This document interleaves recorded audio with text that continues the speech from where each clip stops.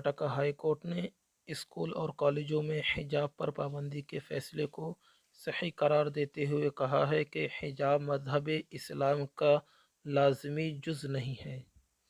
منگلوار کو مسلم طالبات کی جانب سے دائر ان تمام عرضیوں کو خارج کر دیا ہے جن میں کلاس کے دوران تعلیمی اداروں میں حجاب پہننے کی اجازت دینے کا مطالبہ کیا گیا تھا۔ عدالت نے فیصلہ سناتے ہوئے کہا ہے کہ مسلم خواتین کی جانب سے حجاب پہننا اسلام کے تحت ضروری مذہبی روایت کا حصہ نہیں ہے۔ اس کے بعد سے ہی ملک میں ہلچل سی مچ گئی ہے۔ اسد الدین اویسی، محبوبہ مفتی اور عمر عبداللہ، ساتھ ہی مولانا سعید نوری نے اس فیصلے کی مذمت کی جس میں حجاب کو اسلام کا غیر ضروری جز قرار دیتے ہوئے تعلیمی اداروں میں ممنوع قرار دیا گیا ہے۔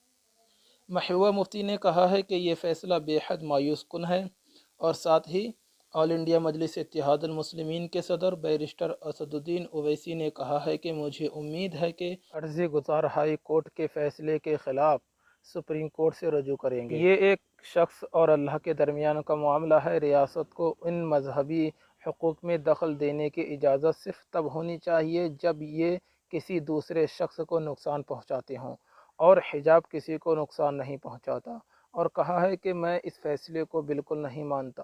اس کے ساتھ ہی رضا اکیڈمی کے صدر مولانا سعید نوری نے کہا ہے کہ اسلام پہلا مذہب ہے جس نے حجاب کا حکم دیا ہے، اور کرناٹک ہائی کورٹ کے اس فیصلے میں جو کہا گیا ہے اس کو ہم اسلامی قوانین کے خلاف سمجھتے ہیں اور اس کو مسلم پرسنل لا بورڈ میں مداخلت سمجھتے ہیں۔ جمعیت علماء ہند کے صدر مولانا محمود مدنی نے کہا ہے کہ یہ فیصلہ علماء کرام کے اعتبار سے ہونا چاہیے۔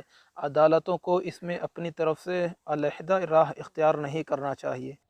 خبروں سے معلوم ہوا ہے کہ کرناٹک ہائی کورٹ نے کہا ہے کہ مسلم عورتوں کا حجاب پہننا اسلام کے تحت ضروری نہیں ہے، جبکہ اسلام پہلا مذہب ہے جس نے حجاب کا حکم دیا، اور مسلمان پہلی قوم ہے جس نے حجاب پہنا اور اس کو رواج دیا۔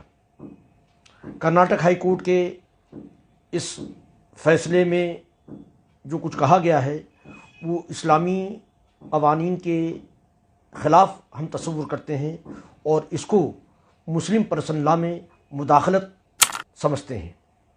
لہذا کرناٹک ہائی کورٹ کے اس فیصلے کو مسلمان سپریم کورٹ میں چیلنج کریں گے۔